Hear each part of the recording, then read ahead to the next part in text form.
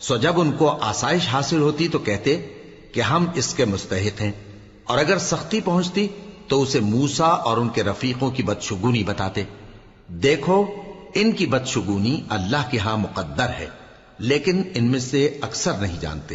اور کہنے لگے کہ تم ہمارے پاس خواہ کوئی بھی نشانی لاؤ تاکہ اس سے ہم پر جادو کرو، مگر ہم تم پر ایمان لانے والے نہیں ہیں۔